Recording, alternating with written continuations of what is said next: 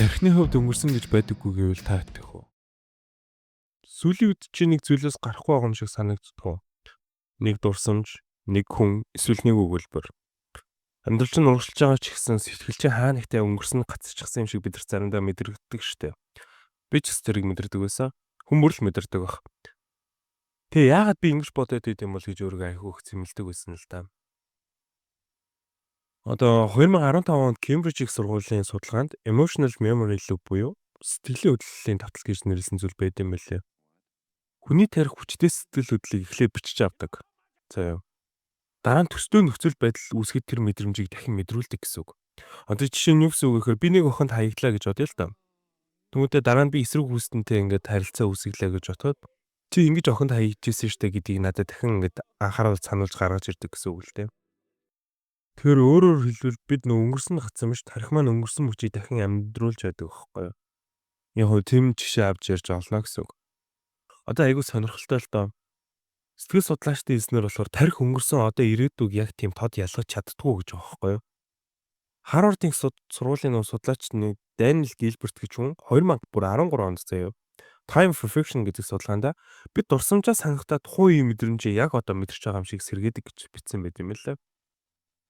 Тэр үед гомдсон гэж бодох мөчөд яг үндэ би одоо гомдож байгаа юм шиг мэдрэмжийг дахин амталтгаа гэсэн үг. Тэр илүү хүндэрж ирдэг гэсэн үг байна шүү дээ.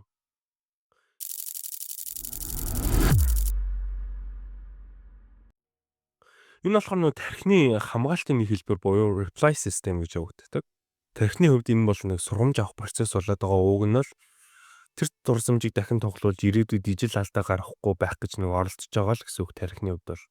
Гэтэ заримдаа тэр нөө хит их тоглуулагдаад хит их давтагдаад ирэхээр нөө бид нөө сургамж биш харин сэтгэлээ дахин нөө шархлуулах байдалд орчдөг л гэсэн үг л дээ. Тиймээс нөө өнгөрсөн гацах гэдэг нь сул тал биш болоод байгаа байхгүй юу? Тарих биднийг хамгаалах гэж оролдож байгаа нэг хэлбэр болоод байгаа. Хит өөртөө бас бид нэр давхар хэтрүүлээд ирэхээр бас юм чинь нөө хэцүү болчихж байгаа юм л та. Айгуу сонирхолтой. Тэр бид бүхний мэдгээр одоо ганцаарч өнгөрсөнд гэдэг зүйлтэй одоо байнга холбогддог зүйл бол гимшил бас харамсал байдаг шүү дээ. Тэгэхээр гимшил харамсал гэдэг үг хоорондоо нэг адилхан сонсогддог хэдийч сэтгэл судлалын үед тэд нар ялгаатай мэдрэмжүүд болж өөрдөг. 2018 онд Амстердамын их сургуулийн судлаачид 2 бүлэгдэхүүн туршилт хийсэн байна. Нэгдүгээр бүлэгт нь чи алдаа гаргасан гэж хэлсэн. Нөгөөдд нь чи илүү сайн сонголт хийж болох байсан гэж хэлсэн байна. Яг гоо гимшлийн бүлгийг нь илүү өөрчлөгдөх, уучлах, одоо ирээдүг илүү гоё болох тийм хандлагатай байсан бол харамсалтай бүлэг нь болохоор нөгөө цаг хугацааг илүү буцаах хүсэлтэй байсан гэсэн үг юм уу? Улам мууд тэрэндээ бүр илүү хорогдчихсэн гэсэн үг. Тэгэхээр энэ судалгаан дээр гол дүгнэлт нь юу гарсан бэ гэхээр гимшил урагшлах хүч болж өгч чадна гэж байгаа. Харамсал хүлээсэн гинжил болж өрн тэнд ямар ч сонголт байхгүй гэж байгаа л та. Тэр мэдрэмж болох ингээд өөрөө гэдгийг айгу тоддрун ингэж гаргаж өгсөн аймаг гой судалгаа байгаа. Тиймээс өнгөрсөнд гацсан бол чи магадгүй өөрийгөө уучлаагүй дээ биш заяа. Цаг хугацааг буцаахыг хүсэж байгаа учраас тэнд байж мэдэх байхгүй юу? Бид бүхэн. Тэгэхээр сайн зүйлд нөө муу зүйлд ч гэсэн сайн зүйл байдаг гэдэг үгийг утгатай бас юм айгу төхөмцөө болох гэдэг юм л та. Тэгээ би энэ подкастаа ихэд хэд хэдүүнээс асуусан л да. Энэ би юм сэдвтэй подкаст хийж та нарт асуулт байна уу? Би тэр дагууч ингэ судлаа яваа гэдэг. Тэгэд миний ингээд өнгөрснөө бодохоор ингээд миний бие өвдөж эхэлдэг гэж аа. Тэгэхээр ингээр сэтгэл өвдөд бие өвд тийм үү? Энэ үнэн юм уу гэж асуусан. Тэгээ энэ хоо судалж үзэхэд нөө заримдаа бид нөө өнгөрсөн дурсамжаа бодохоор нөө зүгээр гуниглах биш, бүр цээж нь шахаж байгаа юм шиг өвдөж байгаа. Хүзүү нуруу нь өвддөг гэж байгаа. Хоолойн зангирч бүр хэцүү байдалд орж гэж байгаа. Байдалд ордог гэж байгаа. Энэ зүгээр нэг сэтгэлийн зовөр биш болоод байгаа байхгүй юу? Биологийн түвшинд яг бодит хариу урал байдаг гэж байгаа байхгүй юу? Тэгээ энэ судалгааг би судалж үзсэн чинь 2008 онд бүр Мичиганий их сургуулийн Нами Юсенберг гэж хүн байт юм лээ. Social pain theory буюу нийгмийн өвдөлтийн онолыг дэвшүүлсэн хүн байт юм лээ. Тэгээ тэр нь болохоор fMRI гэсэн ашиглан судлаад хүний сэтгэл гутрал гомдол ганцаардлыг мэдрэх үед тархины anterior cingulate cortex ACC ба инсула хэсгүүд нь идэвхждгийг олж тогтоосон гэж байгаа. Хамгийн сонирхолтой эдгээр нь бодит биеийн өвдөлтийг мэдрэх үед идэвхждэг хэсгүүдтэй яг ижилсэн гэж байгаа. Одоо өөрөөр хэлбэл энэ айгу гол point таахгүй. Сэтгэл өвдөх үед тарих хүнийг бие өвдөж байна гэж ойлгодог гэж байгаа тарих. Тэгэхээр яг ерөнхийдөө нэгэн би эргэтэн юм шиг хүлээж авдаг гэж байгаа байхгүй сэтгэлийг. Тэгээ дахиад судлаад үзэнгүүт 2011 онд PNAS сэтгүүлд нийтлэгдсэн судалгаагаар хүмүүс өнгөрсөн гомдлын дурсамжаас сэргээхэд биеийн өвдөлтийн үеийнхтэйг ижил хэмжээний кортизол ялгарч байсан гэж аамна л да. Тиймээс нөө цээж өвдөж байна, хоолой зангирч байна гэдэг үг сэтгэлийн биш, бүр физиологийн хариу уурал үйлдэлтэй болчих жоохоо. Энэ яг үндэ мөн болчих жаа. Хэрэв хүн удаан хугацаанд өнгөрсөндөө шаналвал тархины энэ өвдөлтийн хилэн улам ингээ идэвхжиж бэхждэг гэж байгаа. Бие махбодын дархлаас сулрах, нойргуудах, булчин хөших, өвдөх, бүр архаг ядраад хүртэл үүсэх боломжтой.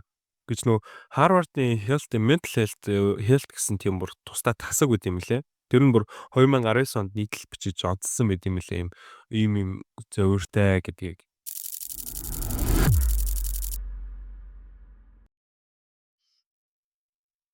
Тэгэхээр өнгөрсөн гацсан сэтгэл гэдэг нь зүгээр нэг дурсамж биш. Тарих, сэтгэл, бие гурын зэрэгцэн шаналж бүр процесс болоод байгаа байхгүй. Тэгээ дараа чи надад ирсэн асуулт болохоор тэгэд энтэй эвлэрэх юм уу? Яах юм бэ гэж надаас асуусан.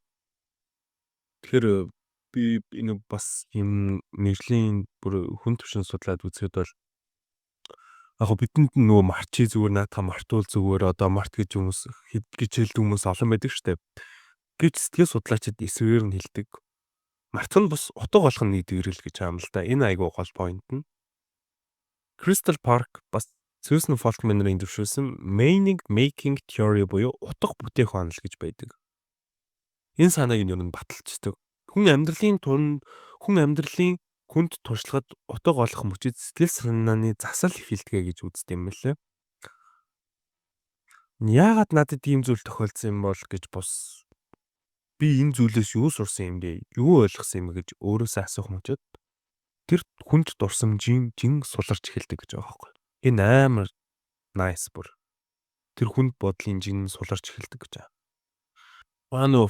Susan Folkman юу гэж хэлсэн бэ гэхээр би ч гэсэн өнгөрсөндөө гацж байсан үе би надад нэг хүн хэлж байсан. Чи өнгөрснөө дахиж бичиж чадахгүй. Гэхдээ түүнээс шинэ утга бүтээж чадна гэж. Тэр үг надад зам заасан. Өнгөрсөн бол миний дайсан биш. Намайг одоогийн би болгосон багш байжээ гэдгийг би тухайн үед ойлгосон байдаг гэд Susan хэлсэн үг юм байлаа. Тэгэхээр дараагийн надаас асуусан болохоор надад ингээд сэтгэл зүйчдэр очиод байх байнгын ингээд очиод байх боломж байхгүй. Тэгэхээр энийг багч гэсэн ингээд эдгийх ингээд болиулах дад ч юм уу тийм юм байна уу гэж хэлсэн. Тэгээд энэ асуултыг би бас nice гэд бас судалсан. Тэгээд судаад үзэхэд 2019 онд Stanford University-ийн судлаачид reflective writing theory буюу бичгийн сэтгэл заслын туршилт хийж эхэлсэн байна л да. Энэ айгу үр дүнтэй ихтэй байсан. Ойролцоогоор 7 хоногийн турш өөртөө хаягдсан цагтл бичүүлсэн байна. Эхний өдөр гомдлоо бичсэн ба. Хоёр дахь өдөр нь тэр юу хүсэж байснаа, гурав дахь өдөр нь тэр үйл явдлыг хэрхэн харж байснаа, одоо юу болж өрнөж ирсэн яг анхнаас нь бүр дуустал ингээд 7 хоногийн дотор бичүүлсэн байгаа юм л да. Тэгэд хамгийн аимшигтай нь гайхамшигтай нь 7 хоногийн дараа 68% нь тэр дурсамжийг ботод өмнөх шиг хүчтэй шаналл төрхөө болсон гэж хариулсан байгаа байхгүй. Энэ би дүнэл дээр юу гэж байгаа вэ? Энэ бол зөв өнгөрснийг устгах биш, харин өөр утга дахин бичих арга байгаа байхгүй. Илүү хөнгөрүүлж гин тэр өмнө ярьсан шүү дээ жин хөнгөрсөн гэх тэрнтэй ер нь адилхан хөнгөрж гин. Тэр ийм одоо ингээд арга байна. Бүр дадал байна. Ямар нэгэн хүнд зүйл болох юм бол ингээд бичдэг юм бүр бичих дуртай хүмүүс бол бүр амархан шүү дээ. Бичих юм дадал байна. Бүр болохгүй сэтгэл зүйчдэр очиж уулзах тийм арга байна. Юу н арууд амар их байгаа. Тэгээд яг хүн өнгөрсөндөө тэмцэх тусам өнгөрсөн улам хүчтэй болгодог. Сэтгэл судлалт өөөсөө тэмцэл дурсамжийг бэхжүүлдэг гэсэн бүр зарчим байдаг.